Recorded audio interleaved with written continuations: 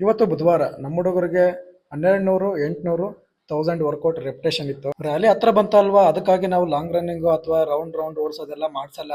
ಯಾಕಂತಂದ್ರೆ ಹುಡುಗರು ನಮ್ಮನ್ನೇ ನಂಬ್ಕೊಂಡ್ ಬಂದಿರ್ತಾರೆ. ಅವ್ರ ರನ್ನಿಂಗ್ ಇಂಪ್ರೂವ್ ಮಾಡೋದು ನಮ್ಮ ಕರ್ತವ್ಯ ಆಗಿರುತ್ತೆ. ಹಾಗಾಗಿ ನಾವು ಹುಡುಗರಿಗೆ ಪ್ರಾಪರ್ ಆಗಿ ರನ್ನಿಂಗ್ ಶೆಡ್ಯೂಲ್ಗಳನ್ನ ರೆಡಿ ಮಾಡಿರ್ತೀವಿ. ಅದರ ಪ್ರಕಾರನೇ ಹುಡುಗರಿಗೆ ರನ್ನಿಂಗ್ ನ ಓಡಿಸ್ತೀವಿ. ನಾವು ಡೈಲಿ ರನ್ನಿಂಗ್ ನ ಶುರು ಮಾಡೋದಕ್ಕಿಂತ ಮುಂಚೆ 800 ಮೀಟರ್ ನಾವು ಸ್ಲೋ ಜಾಗ್ನ ಮಾಡ್ತೀವಿ. ಹಾಗೆ ಸ್ವಲ್ಪ ವಾರ್ಮ್ ಅಪ್ ಎಕ್ಸರ್ಸೈಸ್ ಗಳನ್ನ ಮಾಡ್ತೀವಿ.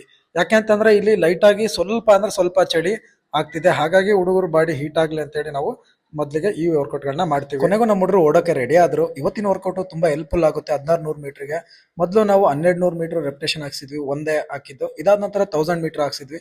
ಇದಾದ್ಮೇಲೆ ನಾವು 800 ಮೀಟರ್ ನ ಒಂದ್ ರೆಪ್ಟೇಷನ್ ನ ಹಾಕ್ಸಿದ್ವಿ. ಇದಾದ್ಮೇಲೆ ಹುಡುಗರಿಗೆ ತುಂಬಾ ಶಿನ್ ಪೇನ್ ಬರ್ತಿತ್ತು. ಯಾಕಂತಂದ್ರೆ ಇದರಲ್ಲಿ ಕೆಲವೊಂದು ಹುಡುಗರು ರೀಸೆಂಟ್ ಆಗಿ ರನ್ನಿಂಗ್ ನ ಶುರು ಮಾಡಿರೋರು, ಅಂತಂದ್ರೆ ಇಲ್ಲಿ ಬಂದ್ಬಿಟ್ಟು ರನ್ನಿಂಗ್ ಶುರು ಮಾಡಿದ್ದಾರೆ.